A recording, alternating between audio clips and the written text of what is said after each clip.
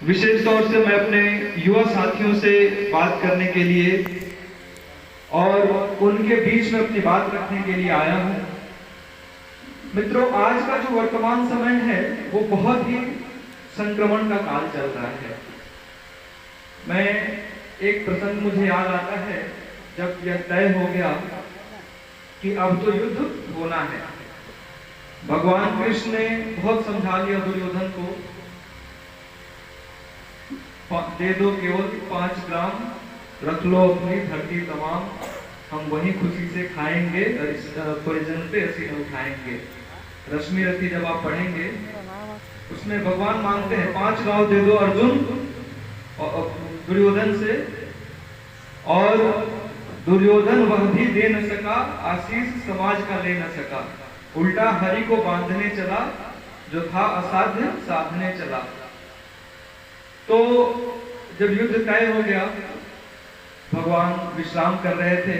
अब ये बात हुआ कि भगवान और उनकी सेना, जो उस समय विश्व की सर्वश्रेष्ठ सेना थी, चतुरंगिनी सेना थी, विश्व विजेता सेना थी भगवान के पास में, वे उसका बंटवारा कैसे हो।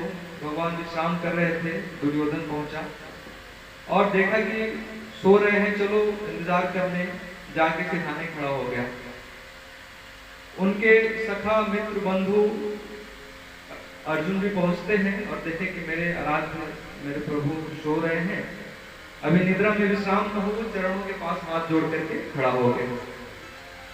भगवान अंतर्यामी दोनों की दशा देख लिए, मानसिक स्थिति पढ़ करके थोड़ी देर भगवान ने आंख खोली।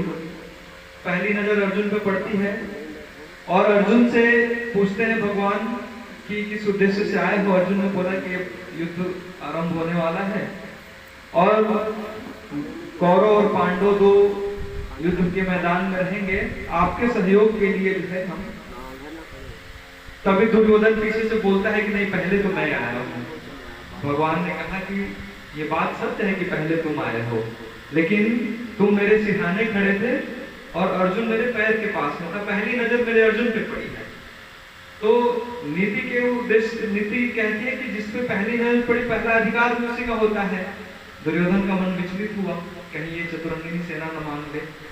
भगवान ने कहा कि मैं तुम लोगों का उद्देश्य समझ चुका हूं, मेरी एक शर्त है, मेरे सहयोग देने के पहले एक शर्त है। क्या शर्त है? एक तरफ मेरी सेना और दूसरी तरफ मैं, 2 भाग में बटेंगे। मैं युद्ध के मैदान में कोई अस्त्र नहीं उठाऊंगा, पहली शर्त। दूसरी शर्त, जो मुझे मांगेगा उसका रथ मैं चलाऊंगा, जहां ले जाऊंगा वहां जाना होगा, जब कहूंगा युद्ध बंद करना होगा, जो कहूंगा सो करना होगा। दुर्योधन कहा कि ये बड़ी विडंबना है। तो मन ही मन वो कह रहा था कि कहीं दुर्योधन जो है चतुरंगिनी सेना न मांग, वो अर्जुन चतुरंगिनी सेना न मांगते। भगवान उसके मन की बात समझते थे। जब बात आई तो अर्जुन ने कहा कि हे केशव, हे सखा, मुझे बस आप चाहिए, मुझे आपकी सेना नहीं चाहिए। दुर्योधन मन ही मन बड़ा प्रसन्न हुआ कि चलो ये कितना मूर्ख है कि जो है निहत्था ग्वाला क्या कर लेगा, और चतुरंगिनी सेना से तो मेरी सेना और शक्तिशाली हो जाएगी और शक्ति आ जाएगा हमारे इसमें। वो सेना लेकर के चला गया और आप सबको विदित होगा, आप सबको ये जानकारी होगी कि अंत में विजयश्री किसको मिलती है। अंत में विजय पांडवों को मिलती है। चतुरंगिनी सेना भी धराशायी हो जाती है, उसकी कौरव सेना भी धराशायी हो जाती है। पूरे भारतवर्ष से जो जो उसके सहयोग के लिए आए थे सब मर मिट जाते हैं। यह कहानी के पीछे का तात्पर्य आज के युवा वर्गों से मैं जोड़ करके देखना चाहता हूं। मित्रों, आज के समय में अगर हमें वर्ण करने की बात आती है श्रेष्ठता की और शक्ति की, शक्ति किस रूप में? शक्ति धन के रूप में, शक्ति बल के रूप में, शक्ति पैसे के रूप में, शक्ति प्रभाव के रूप में, तो ज्यादातर मनुष्य किसकी चयन करते हैं? शक्ति की चयन करते हैं। लेकिन भगवान के रूप में अगर श्रेष्ठता के चयन करने की बात आती है तो हमारे युवा साथी, हमारे समाज के प्रबुद्ध वर्ग पीछे हो जाते हैं। लेकिन महाभारत की यह कहानी हमें शिक्षा देती है कि जब जब हम श्रेष्ठता को छोड़ करके शक्ति का वर्णन करते हैं तो शक्ति का नाश होता है, श्रेष्ठता की जय होती है। हमेशा इस बात का ध्यान रखें। आज इस युवा वर्ग की जो चुनौतियां हैं उस पर नजर डालने से पहले मैं आपको अपने गौरवशाली इतिहास की तरफ लेकर के जाना चाहूंगा मित्रों। ये बहुत जरूरी है, यह बहुत समझने की बात है कि हमारे पूर्वज कौन थे। हमारे सामने मित्रों एक बहुत बड़ी दुर्घटना घटी। क्या दुर्घटना घटी? हमारे सामने एक षड्यंत्र हुआ। हमारे ऊपर 300-350 साल पहले हमारे ऊपर आक्रमण हुआ।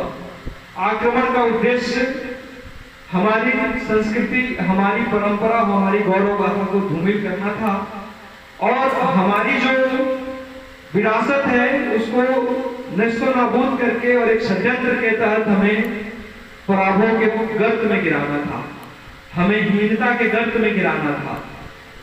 महर्षि अरविंद की पुस्तक है पाश्चात्य के खंडहरों से भारत का सर्वोदय। उसमें श्री अरविंद लिखते हैं कि जब भी कोई सभ्यता 3 पीढ़ियों तक अपने अस्तित्व को, अपने गौरव को, अपनी संस्कृति को नहीं समझ पाती, उस राष्ट्र का जो धर्म है वह हमेशा के लिए खत्म हो जाता है। धर्म से मेरा मतलब पूजा पाठ नहीं है मित्रों। धर्म से मेरा आशय है हमारी संस्कृति, हमारी जीवन पद्धति, हमारी परंपराएं, हमारी मान्यताएं, हमारी विरासत, हमारी संस्कृति। आज हमारे बीच में उन समय के बाद तीसरे पीढ़ी के हमारे युवा भाई बहन बैठे हुए हैं। आज हमें इस बात पर जोर देना होगा, इस बात को समझना होगा कि अगर आज हम नहीं जागे तो हमें हीन भावना के रूप में हमारी संस्कृति का पतन होना निश्चित है।